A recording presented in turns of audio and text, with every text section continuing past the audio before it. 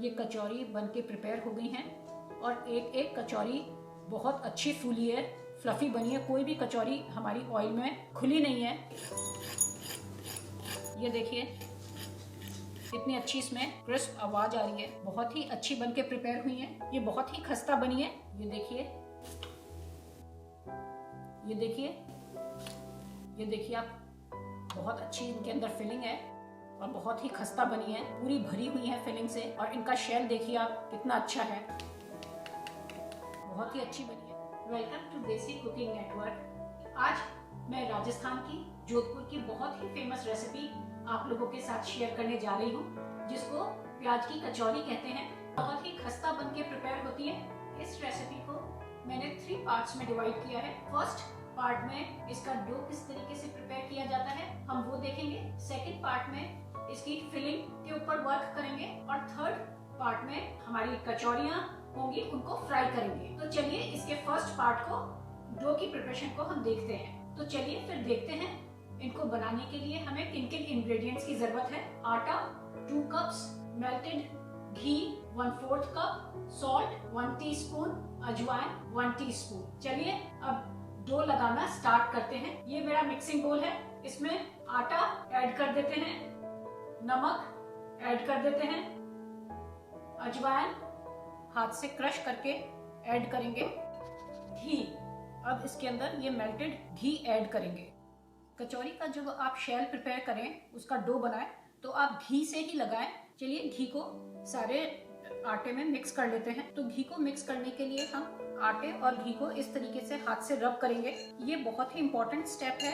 अगर आप इस तरीके से रब कर करके घी और आटे को मिक्स करेंगे, कचौरी बहुत ही खस्ता बनके प्रिपेयर होगी। घी को और आटे को से रब करते हुए 2 to 3 मिनट्स हो गए हैं। जब हम ऐसे फिस्ट बंद करते हैं तो ये इस तरीके से कंबाइन होने लग गया है। ये शो करता है कि हमारा घी की अमाउंट हमारे आटे के अंदर बिल्कुल एप्रोप्रिएट थी। पानी हम ग्रेजुअली ऐड करेंगे और हल्का गर्म करके ऐड करेंगे। जैसे जैसे मैं आपको स्टेप्स दिखाती जाऊंगी कचौरी बनाने के लिए, तब तक मैं आपको स्पेशल टिप्स देती जाऊंगी। तो आप एंड तक वीडियो के साथ बने रहिए। कचौरी का इसका जो डो लग के प्रिपेयर होता है वो बहुत लूज भी नहीं होता और बहुत ज्यादा टाइट भी नहीं करना है। ये पूरी रोटी के आटे के बीच की कंसिस्टेंसी का होता है। अगर आपने बहुत सॉफ्ट कर लिया डो अपना, तो कचौड़ी आपकी खस्ता नहीं बनेगी। देखिए, जो मैंने 1 कप पानी से स्टार्ट किया था डो लगाना, और अब इसके अंदर जो पानी की अमाउंट बची है वो 1/3 कप बची है। डो को हमने 7 to 8 मिनट्स तक नीड करा है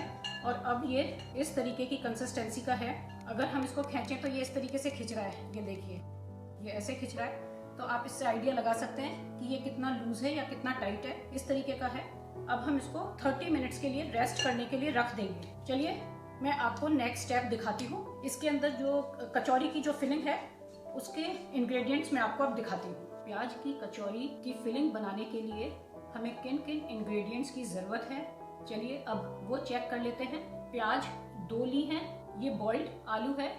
इसका हाफ पोर्शन ही हम यूज करेंगे, क्योंकि ये प्याज की कचौरी है, आलू की नहीं है। इसलिए हम आलू की क्वांटिटी कम रखेंगे और प्याज की अमाउंट ज्यादा रखेंगे।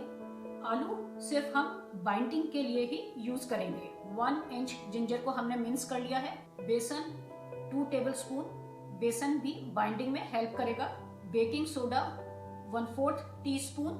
बेकिंग सोडा कचौरी को बहुत फ्लफी बनाता है। Fennel seed 1 teaspoon, coriander seed 1 teaspoon, कलौंजी 1/2 teaspoon, garam masala 1/2 teaspoon, red chilli 1/2 teaspoon, coriander powder 1 teaspoon, जीरा 1 टीस्पून, सॉल्ट 1/2 टीस्पून। सॉल्ट हमने डो प्रिपेयर किया था उसमें भी यूज किया था। हल्दी 1/4 teaspoon, citric acid 1/4 teaspoon. Citric acid filling को थोड़ा खटास प्रोवाइड करेगा। अगर आपके पास सिट्रिक एसिड नहीं है तो आप मैंगो पाउडर भी यूज कर सकते हैं। Sugar 1 teaspoon, pinch of hing 1 teaspoon, finally chopped green chilli 1/2 cup, finally chopped fresh coriander leaves. प्याज हमने जो 2 अनियंस ली थी उनको हमने फाइनली चॉप कर लिया है और आलू को भी हमने हाथ से अच्छे से मैश कर लिया है। मैं आपको बिल्कुल प्रिसाइज मेजरमेंट दिखाना चाहती हूँ। 3 कप चॉप करी हुई अनियंस हैं, क्योंकि हम अनियन की कचौरी बना रहे हैं। 1 कप बॉइल्ड मैश्ड पोटैटोज हैं, हम बाइंडिंग के लिए यूज कर रहे हैं, तो हमको इस प्रपोर्शन में लेना है। चलिए अब मैं आपको नेक्स्ट स्टेप दिखाती हूँ। फ्लेम मीडियम पर है, पैन गरम हो गया है। अब इसके अंदर हम 2 टेबलस्पून ऑयल ऐड करेंगे। हम जीरा ऐड करेंगे। फेनल सीड को हमने कोर्सली ग्राइंड कर लिया था, कोरिएंडर सीड को भी कोर्सली ग्राइंड कर लिया था। हींग,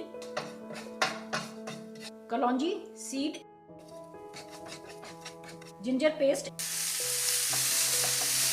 ग्रीन चिली, हल्दी, अनियन, रेड चिली पाउडर। हमको प्याज को बहुत ज़्यादा नहीं सौटे करना है, बस जब हल्की सी जब ये ट्रांसलूसेंट हो जाएंगी बस उतना ही हमको इनको सौटे करना है। फ्लेम हमने अभी in between medium to high कर रखी है। देखिए प्याज ट्रांसलूसेंट होनी स्टार्ट हो गई हैं। अब हम सॉल्ट ऐड करेंगे। अब फ्लेम को हम मीडियम पर कर लेंगे और इसके अंदर बेसन ऐड करेंगे। बेसन ऐड करने से बेसन एक तो जितना भी मॉइस्चर होगा वो सारा एब्जॉर्ब कर लेगा। बेसन डालने के बाद 2 मिनट्स तक सारे इंग्रेडिएंट्स को सौते करेंगे। फ्लेम हमारी मीडियम पर है। देखिए सारे इंग्रेडिएंट्स को बेसन डालने के बाद सौते करते हुए 2 मिनट्स हो गए हैं। अब इसके अंदर हम कोरिएंडर पाउडर ऐड करेंगे, गरम मसाला ऐड करेंगे। 30 सेकेंड्स के लिए हम इसको सौते करेंगे। कोरिएंडर और गरम मसाला डालने के बाद 30 सेकेंड्स हो गए हैं। अब हम बॉइल्ड पोटैटो ऐड करेंगे। बॉइल्ड पोटैटो ऐड करने के बाद हम इसको 2 to 3 मिनट्स सौते करेंगे।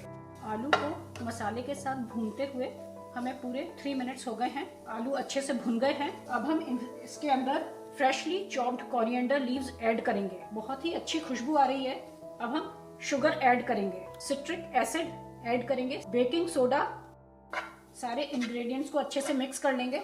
देखिए सारे इंग्रेडिएंट्स मिक्स हो गए हैं। अब फिलिंग को टेस्ट करके स्पाइसेस एडजस्ट कर सकते हैं। ये फिलिंग बिल्कुल प्रिपेयर हो गई है। अब हम इसको दूसरे कंटेनर में ट्रांसफर कर लेंगे और ठंडा होने के लिए रख देंगे। चलिए अब डो पे वर्क करते हैं। डो को रखे हुए 30 मिनट्स हो गए हैं। देखिए ये इस तरीके का है, बिल्कुल सही है।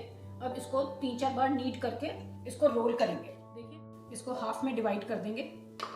इस पोर्शन को भी हम 4 पार्ट्स में डिवाइड कर देंगे। इनको ऐसे प्रेस कर देंगे। ये जो हमारे पेड़े हैं इन सबको हम हाथ से ऐसे फ्लैटन करके और इनको एक बोल की ऐसे शेप देंगे। ऐसे बोल की शेप देंगे, सेंटर से नहीं दबाएंगे, एजेस से ऐसे उठाएंगे। सारों को इसी तरीके से कर लेंगे। देखिए ये हमारा फिलिंग का मिक्सचर है। इसमें बॉल बना लेंगे इसकी। हमने इस मिक्सचर को बिल्कुल ठंडा कर लिया। अगर इसके अंदर हीट हुई तो जो आप कचौरियां बनाएंगे फिर वो कचौरियां खुल जाएंगी। ऐसे बोल की शेप करें। एक बॉल लेके उसको ऐसे सेंटर में रख के प्रेस करें, थंब से उसको प्रेस करें और एजेस को ऐसे फोल्ड करते जाएं। देखिए अभी मैंने इतना कर दिया है इस तरीके से। ये देखिए अब मैं इसके लिप को पूरा सील कर दूंगी। देखिए ये ऐसे इसका पीक सा बन गया है। अब इसको ऐसे गोल ट्विस्ट करेंगे, इस तरीके से ट्विस्ट करके और इसको ऐसे तोड़ लेंगे। इस तरीके से करना बहुत जरूरी है, उससे ये बहुत अच्छे से सील हो जाती हैं। और फिर आप इसको हल्का सा अपने पाम से ऐसे दबाइए और एजेस को हाथ से ऐसे ऐसे रोल करके स्प्रेड करिए। देखिए ये इस तरह की डिस्क की शेप बन गई है। अब इस तरीके से मैं सारी बना के आपको दिखाती हूँ। और इनको इस तरीके से कर लिया है। अब गैस टॉप पे हम ले जाके इनको फ्राई करेंगे। चलिए अब ऑयल चेक कर लेते हैं। जब हम डो ऑयल में डालें तो वो एकदम से ऊपर नहीं आना चाहिए। जैसे इसमें छोटे छोटे से बबल्स दिख रहे हैं, ये राइट टेम्परेचर है ऑयल का। ऑयल गर्म हो गया है। हमने मीडियम फ्लेम पे रख के ऑयल को गर्म किया है। अब फ्लेम को बिल्कुल लो कर लेंगे और इसके अंदर अपनी कचौरी डालना स्टार्ट करेंगे। कचौरी डालने के बाद 5 मिनट्स तक कचौरियों को बिल्कुल भी टच नहीं करेंगे, इसी तरीके से फ्राई होने देंगे। 5 मिनट्स के बाद जब ये ऑयल की सरफेस पे फ्लोट करने लग जाएंगी तब हम इनको स्टिर करेंगे और फ्लिप करेंगे। कचौरियों को बिल्कुल लो फ्लेम पे फ्राई करना होता है अगर उनको खस्ता बनाना है तो। अगर आप हाई फ्लेम पे इनको फ्राई करेंगे तो बाहर से तो इनकी सरफेस डार्क कलर की हो जाएगी और अंदर से ये कच्ची रह जाएंगी। देखिए कचौरियों को सिकते हुए 5 मिनट्स हो गए और अब ये ऊपर सरफेस पर फ्लोट करने लग गई हैं। अब हम इनको फ्लिप कर लेंगे और अनदर साइड को भी 5 मिनट्स के लिए फ्राई करेंगे। देखिए दूसरी साइड को भी सिकते हुए 5 मिनट्स हो गए। अब हम इसको फ्लिप कर लेंगे। हम इनको तब तक सेकेंगे जब तक इनका कलर लाइट गोल्डन ब्राउन नहीं हो जाता। देखिए कितना अच्छा कलर आया है, कितनी फ्लफी ये लग रही हैं, बिल्कुल पफ्ड अप हो गई हैं, बहुत ही अच्छी बनके प्रिपेयर हुई हैं। देखिए इस बैच को फ्राई होते हुए पूरे 16 मिनट्स हो गए हैं। पहले हमने इनको 5 मिनट्स के लिए फ्राई किया, फिर फ्लिप करके दूसरी साइड को 5 मिनट्स के लिए फ्राई किया, फिर वापस फ्लिप करके फर्स्ट साइड को अगेन 3 मिनट्स के लिए किया और फिर फ्लिप करके सेकंड साइड को 3 मिनट्स के लिए किया। इस तरीके से टोटल इन ऑल हमने 16 मिनट्स के लिए इस बैच को फ्राई किया है। अब ये दे आर ऑलमोस्ट डन। अब इसको फ्राइंग पैन में से निकाल लेंगे। ये देखिए कितनी अच्छी बनके प्रिपेयर हुई हैं, बहुत ही प्यारा गोल्डन ब्राउन कलर आया है। अब नेक्स्ट बैच डालने से पहले ऑयल का टेम्परेचर थोड़ा लो आने देंगे, तो फ्लेम को थोड़ी देर के लिए बंद कर देंगे जिससे कि टेम्परेचर ऑयल का बिल्कुल लो आ जाए और फिर हम सेकंड बैच ऑयल में डालेंगे। देखिए कितनी पफ्ड अप हैं और कितना प्यारा गोल्डन ब्राउन कलर आया है।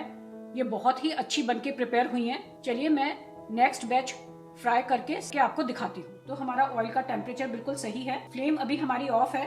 अब हम सेकंड बैच ऑयल में डालेंगे। अब हम फ्लेम को ऑन करके बिल्कुल लो कर लेंगे। देखिए ये बैच भी बहुत अच्छे से फ्राई हो गया है। अब हम इसको फ्राइंग पैन में से निकाल लेंगे। चलिए मैं सारी फ्राई करके आपको दिखाती हूँ। ये कचौरी बनके प्रिपेयर हो गई हैं। ये बहुत ही खस्ता बनी है।